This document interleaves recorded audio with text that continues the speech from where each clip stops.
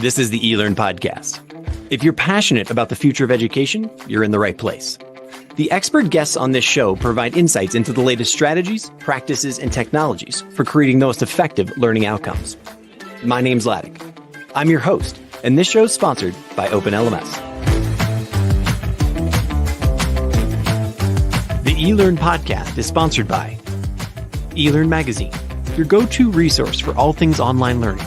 Click-by-click how-to articles, the latest in EdTech, spotlight on successful outcomes and trends in the marketplace. Subscribe today and never miss a post at elearnmagazine.com. And Open LMS, a company leveraging open source software to deliver effective, customized, and engaging learning experiences for schools, universities, companies, and governments around the world since 2005. Learn more at openlms.net. Hello, everyone, and welcome to the eLearn podcast. My name's Laddick. I'm excited to be coming to you now.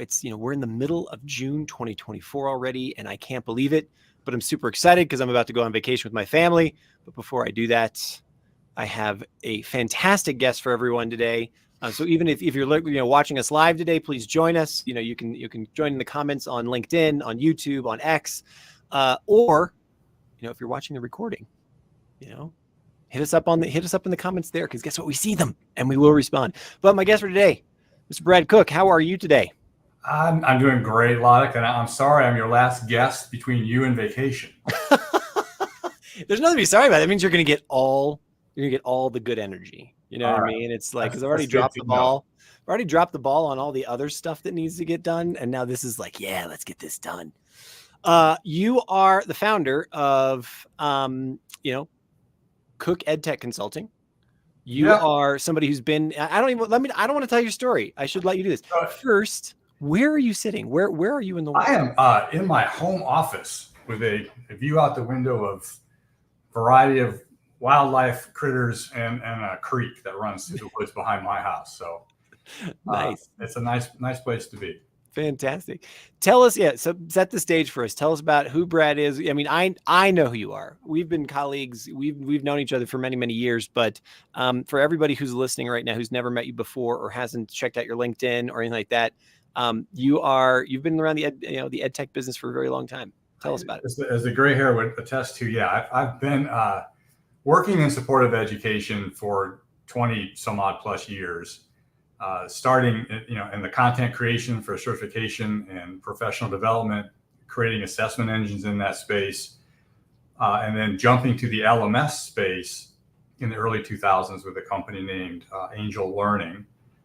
We were then acquired by Blackboard, and I ran product management at Blackboard, and then I went to Instructure, and I was their product leader there for a while, and then I came back and was working with open source within the LTG companies.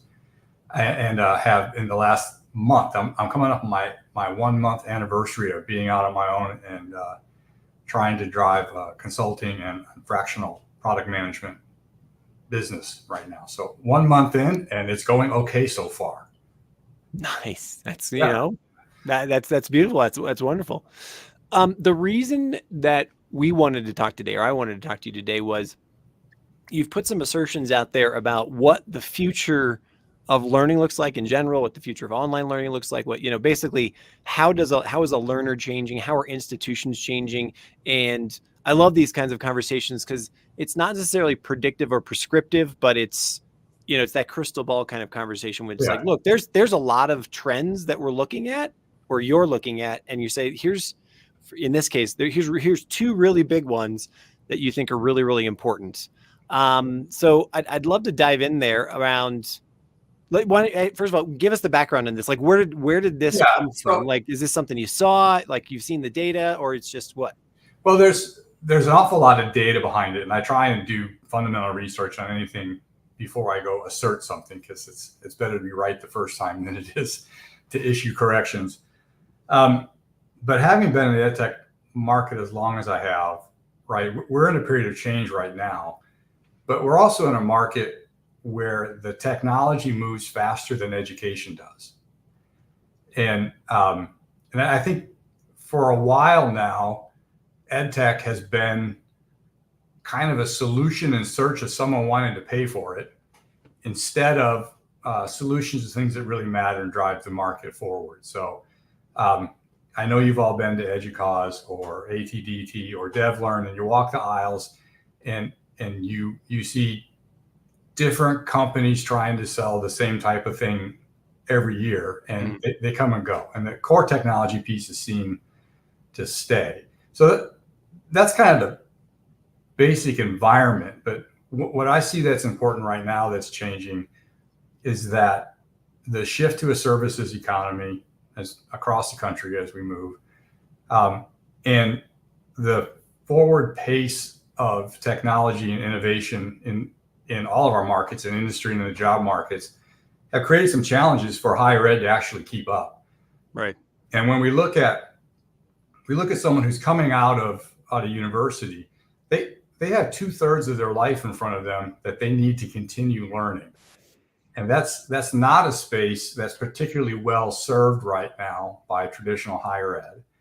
And you can talk about Udemy and other places like that, or LinkedIn Learning, but I'm not sure they're bringing the same level of rigor that a higher education program would if they chose to enter that side of the market. So I think we're going to see going forward a market where the learner owns more of their educational achievement and more of their own responsibility for gaining that material and for upgrading their knowledge. And a great example of that right now is, I would imagine a significant percentage of the folks on this call are studying up on AI right now, somewhere, whether it's a formal class or they're reading or they're just trying the software as much as they can. That's something you weren't going to graduate from university with a year ago. It's something that you're going to apply what you learned at university in terms of how you learn new things, right? New technology. Can I pause you right there for just a second? Because you put AI on the table. I wanted to circle back to what you were saying about, people who've gone to ATD or DevLearn or EDUCAUSE or EdTech, any of the big conferences, or anybody who's been in higher ed for a long time. And you've dealt with an LMS, you've dealt with an SI, the systems have been there. Yeah. Noodle for me for just a second how in your opinion, the processes and what we're, the outcomes that we're achieving are essentially still the same. AI is disrupting, but it's not changing those, or like, what is that? I think it has potential for meaningful change, but it's still very much a version 1 type products that are reaching the market. So, just at DevLearn and what we're seeing in the market right now, there's an awful lot of what I would call promptware. It's interfaces that ask you appropriate questions. So on the back end, it can construct the more complete prompt for AI to generate a better answer, right? And we're hearing stories about, I can create a course in a day. Well, count me skeptical of any course that you created in one day using AI as far as its ability to deliver meaningful learning outcomes. It's great at generating lots of text, and it can create courses of various quality levels depending on the sophistication of prompts very quickly. But right now, its main benefit is it can create a whole bunch of courses really fast. I don't know that actually aids anybody in the long run. So we're still kind of waiting to see how AI can be used in a way that's measurably beneficial to the learner in terms of learning outcomes and skills acquired. And that has yet to be determined, right? We see a lot of LMS companies. There's a couple I'm talking with right now that create a bunch of content with AI assisted tools. And I've asked them some really tough questions, like how much of your client base is interested in creating their own content versus licensing content that already exists.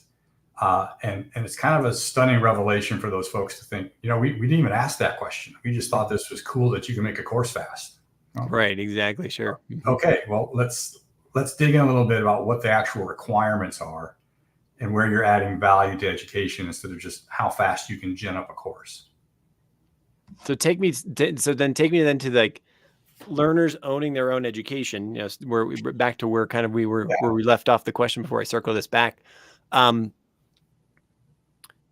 does this play into them going to the institution and saying, this is what I want to create? Or coming out of an institution and saying, hey, that was nice, but really, here's X, Y, and Z that I need to do? Or maybe is it a conversation with potential employers saying, look, I know that you want me to have the diploma, but I see that you also want certification A, B, and C. Like, talk me through those different scenarios if I'm. Yeah, I think it's a great insight, Lodek. And I think with the exception of a few degree fields, right? Like if you graduate as a nurse, you're going to pass the summative exam, and then you're allowed to practice your profession as a nurse. There are several career or educational paths like that through modern higher education. The others, you graduate with a set of kind of assumed skills because there's no final summative exam. And from those, I think you kind of almost need to look at your formal degree as much as a platform for future learning as the end. It's not the end, it's the beginning. You could call it training camp, if you will. You're now in shape enough to go out in the real world, grab a job, and start learning at the pace and at the level and things that are critical to the businesses or ventures you're going to support. But I don't see higher education as an endpoint. I see it as a launch. And so the next piece. I want to pause you right there because I feel like you just said the one huge sentence, right? It's akin to people, a huge push, at least in the culture that you and I come from, like where it's like, hey, there's so much emphasis placed on the day of your marriage rather than looking at it as like the beginning of the work. Yeah. Right. That's you right. just said, look, higher education is the launch. Yeah. That's freaking huge, man. Like, cause for up until at least in my lifetime, very recently, it was like, hey, once you get this, you've arrived. Right. Right? You've achieved. But now you've completely flipped that on the head, and you're just like, oh, guess what? You just got started. Yeah, I think that's right. And if you look 50 years ago, right, you could graduate from high school and get a manufacturing job and lead a stable middle-class life in America and survive and have a good life. Those jobs have left, and we're kind of more in a service economy now that's being challenged with globalization and other things. You need to continue to learn, to continue to add value in that environment. And so, I'm a pretty good example that I graduated from college with a philosophy degree and have been learning on the job continually now for quite some time, right? So I think that's what's required. And where I see changes coming a little bit is so much of this education is taking place right now outside of the university. And I want to come back to that because I think they're leaving services on the table by not getting into this market. Then the learner needs to own the learning journey outside of higher education. They need to own the residue of that learning journey. They need to be the person who owns the credentials they've earned. Right. So we all see on LinkedIn, people have dozens of badges of various quality. Right. You can get a badge for taking a 20-minute course on something. And all of a sudden you're an expert in something. And then, maybe someone else's badge took you 3 months and lots of study to earn and was validated via a really rigorous summative assessment. So tracking all of that and maintaining proof of skills attainment, and then being able to align those skills to skills that are relevant to certain industries in a way that's flexible and that the learner owns is kind of what's next. And we're seeing it with one EdTech standards around CASE and around the comprehensive learner record, or the U.S. Chamber of Commerce work around the learning employment record. There's a lot of heat there that's kind of moving things forward. Again, it's a big lift for education, but we're gonna see people gathering and tracking their own credentials and skills in a way, and then have the desire to present those credentials and skills to industry in a way that makes sense and can be absorbed by them. So talk to me about some of those ways that you can do that. I mean, in your article that you wrote a little while ago, we're talking about digital credentials. Mm-hmm. How are you going to prove that you have this skill? How's it going to be validated? We've had other people on the podcast over the years talking about, you said digital badges, but it really, it's that credentialing system that allows the learner that has true portability for the learner, right? Where it's validated by an institution or something, et cetera. Like, where do you stand in that, and how do you see that evolving? Well, look, right now, any badge or certificate or degree you earn is the quality of that and its applicability to any kind of career choice is almost 100% reputation based. In higher ed, there'll be an accreditation process you go through. But other than those degree fields you mentioned earlier, like nursing or technical certifications, like if you want to be AWS certified or Google or Microsoft certified, if there's not some form of skills aligned summative assessment at the end of your training program or educational process, hiring organizations don't have a great view into what you can do and what you cannot do. I passed an accounting class. Does that mean anything right now? Would anybody trust me managing their books? Probably not, right? So when we're thinking about this, I think of the validated skill as kind of the new atomic unit of education. Mm. And you can start to get there a little bit with AI. Makes this easier, by the way. You can throw a syllabus or a course outline or potentially a course cartridge into AI and say, distill out for me the industry relevant skills that are taught in this course, right? So you can at least get that mapping and say, I passed this course that covered these skills. I think the next level down is, here's my individual performance against each individual skill, which is something that you would get measured for a nursing exam or for a Cisco certification or something else.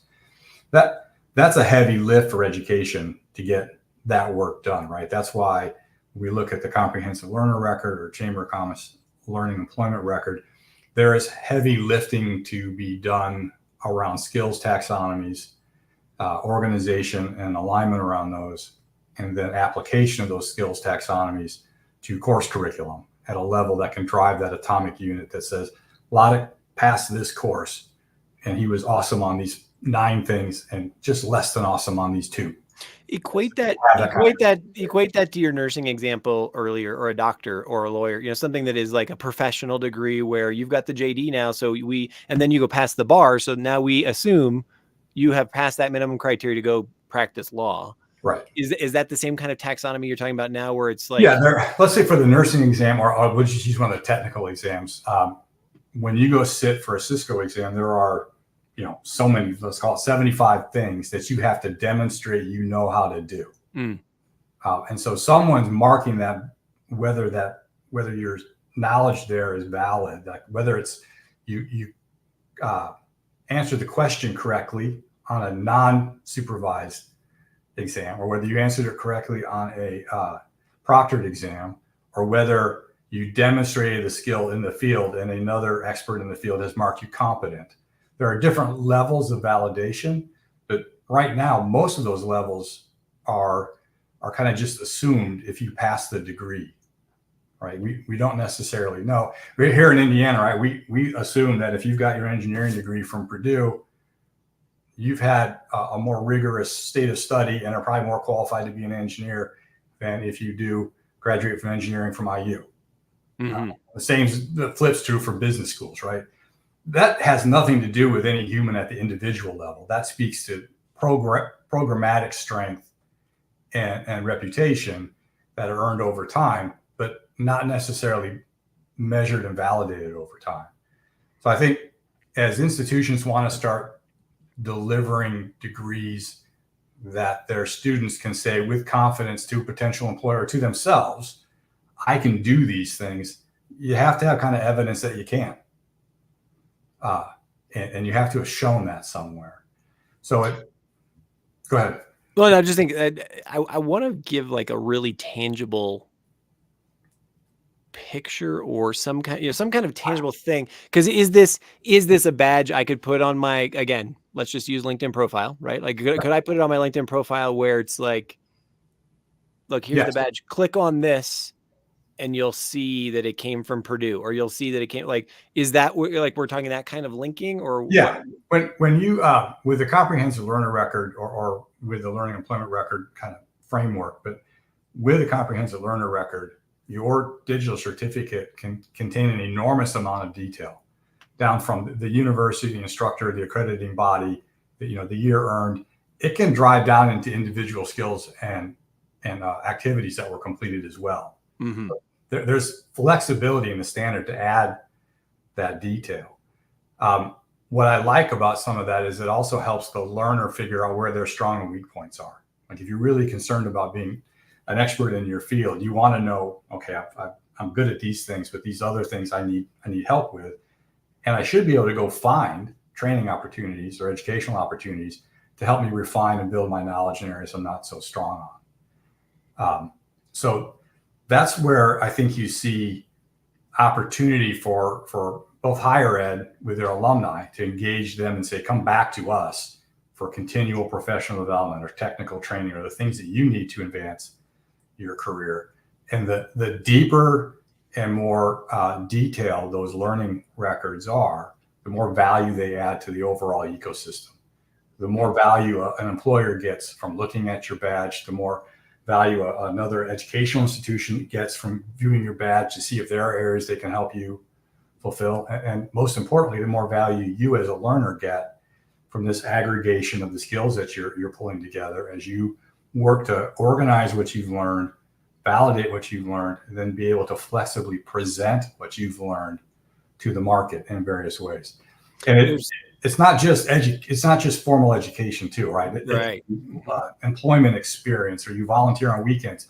All of these things add color and skills to that matrix of things that you can do that makes you who you are. 1,000,000%. And I didn't want to step on your toes there, but like you're dovetailing perfectly with your second point in your article that you were talking about multiple education providers. And I want to extend that to say education opportunities, right? Because as you said, like it's more than 2/3. You've got 80% of your life, left after you get out of college at this stage.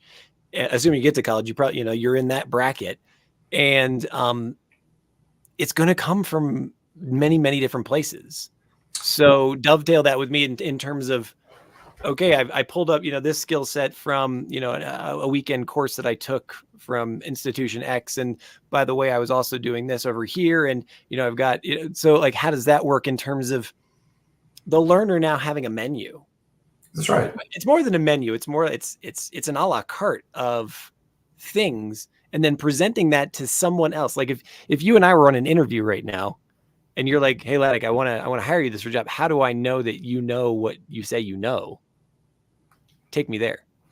So that's where when we were talking earlier about the validated skill at that kind of atomic level, right?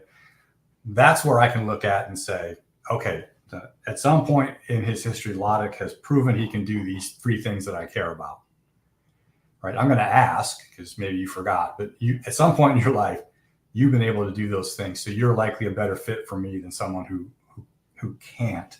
Right. And I think when you talk about it becoming a la carte, right, that means it becomes more of a B2C market where that individual then is looking to multiple sources to improve their skill set, whether it's for personal growth or whether it's for exhibiting skills to employers or for a variety of reasons. But bringing those into an environment where they can be organized and shared completely, I think it's going to reduce the need for kind of a traditional learning management system. And it's going to shift a little bit more power back to the learner. And I think shift more back to the actual content creators and subject matter experts. Because we'll use the AI training again, right? I'm taking courses now at Google on AI. I didn't need to go through a university to get that training. I went straight to the experts, signed up for a course, and I'm taking it. Wait, so take me there. I want to just give me the little bit of a tangent here, go down that rabbit hole. It's like, and I'm going to repeat the words you just said. I didn't need to go to an institution, right? So like the Facebooks, the Metas, the Googles, the Nvidias, of the world are now saying, look, we are so outpaced. We have so outpaced the ability for the higher education market to keep up with what we're doing. We're now the owner of the knowledge and the certification of that knowledge. Yeah, and it's been that way in technical trades for quite some time. Like even back in the early 90s, I was publishing books on the Microsoft certified. I was just gonna say, I was VB certified myself. So Yeah, right. So it's been that way for a while, but there's not been kind of a comprehensive way to collect those credentials and evaluate them from a learner, institutional, or employment kind of standard. So I don't see a whole lot of competition here.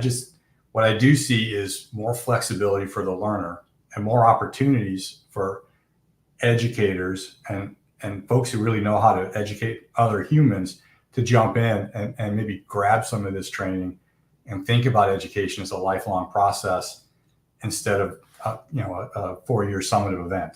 So paint the opportunity for me. So if I'm running the alumni relations organization at my former university, I'll remain nameless right now, but it was a fine university, but my relationship with the alumni team there has been, Brad, when are you going to send us money? Right.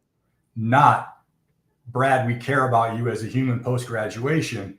Here are professional development choices we think are important for you to have access to. And not only is it providing an ongoing service for their alumni, it's also potentially a revenue source for the university.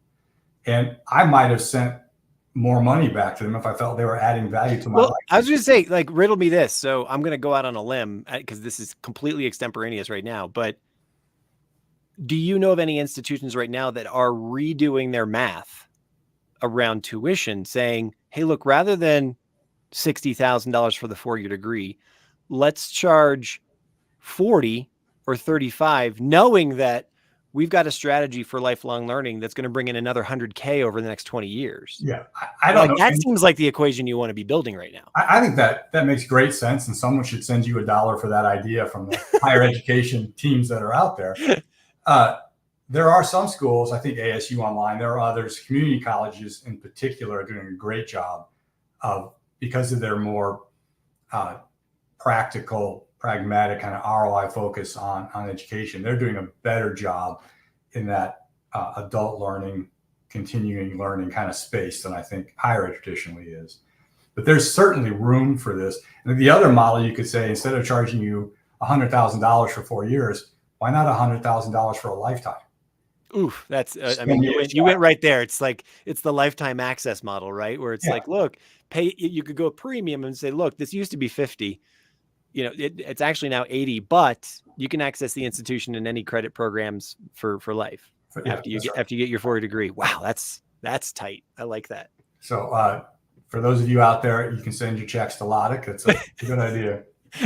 But think about it's also brand loyalty too, right? Like you're literally investing in brand for potential. And you're addressing kind of the major concern of a lot of folks heading into higher ed right now is there an ROI on the debt I'm taking on? Mm-hmm. Right. And I see it in the news a lot right now. I think it's an overdone story. And I think the good news for higher ed and individuals in general is that we talked about your formal degree is the starting point. And what we call durable skills, right? The reading comprehension, basic logic, the ability to write well, those things pay off huge in a world where you have AI sitting out there waiting for you to ask it an intelligent question. Or being able to critically analyze the output that gives you, right? Like forget the prompt. It's like, can you discern fake news? Yeah. And then I asked someone, I read this quote somewhere, and I apologize. I don't know who said it the first time, but they were talking about, are you going to lose your job to AI?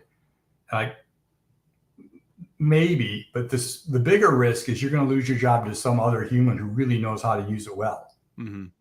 Yeah. Just because of the productivity increase, right? So there's work there. So what we've talked about today is lifelong learning becoming key, right? Impact on educational institutions in terms of their need to address kind of a lifelong learning path, the need to tie their degree programs and content to industry relevant skills. So there's an easier mapping for their learners to say, I had this degree and here are the market facing skills I have from this, regardless of whether they're individually validated or not. Just that first step of saying, here are the industry relevant skills I picked up during my degree program, right?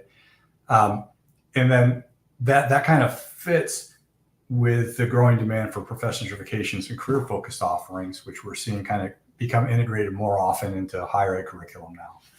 So the downside of it, it's not the downside, but the heavy lifting side is getting the comprehensive learner record, getting that granular data associated with learning content and being able to deliver that to the learner upon completion of the course. And there are that data sovereignty, that who owns the outcome of that education. Traditionally, it's been owned by the institution. Like if you want to go get a copy of your transcript, you have to call somebody and send them $5. And you get the envelope that's got the stamp on it, and you get all that. But that's your achievement, and why it belongs to somebody else right now is kind of beyond me. You should own that in a digital wallet in a secure manner. And we're seeing, pushes in Europe beyond GDPR into the Digital Services Act, where that data sovereignty at the individual level is going to start to matter a lot more. And so I think institutions need to start thinking about how they tag and map their curriculum in a way that will allow them to push a meaningful digital credential to their learners and have the learner then own that going forward. There's a project online right now called the Solid Project from Tim Berners-Lee. You can go look it up online, but it's adding a layer to the internet where the user owns their own data wherever it's stored. It's secure, it's their data, it's no one else's. And so when we see that kind of get adopted in Europe, it's gonna get here, and we can either panic like we did for GDPR a couple of years ago, or we can kind of plan for it and move forward and be ready to go with it. So I see a really interesting kind of evolution happening here between if you picture a three-circle Venn diagram, right, between learners, industry, and education or educational opportunities. This place where they overlap is probably the most high value place to all three constituents in that Venn diagram. And that's where we're going to see innovation around CLR and LER and around skills that are aligned or at least identified as being valuable to industry. They're going to happen in that space. And then you're going to get kind of a more measurable ROI out of your educational investment dollar. And as a learner, you're going to be able to identify spots where you want to enhance your knowledge or places you may want to go just explore on your own. I think I'm going to put a pin in it there. I mean, it's been this has been a fantastic conversation, and I feel like we've opened the door to a lot of opportunities, right? It's the learner opportunity to own what they've got.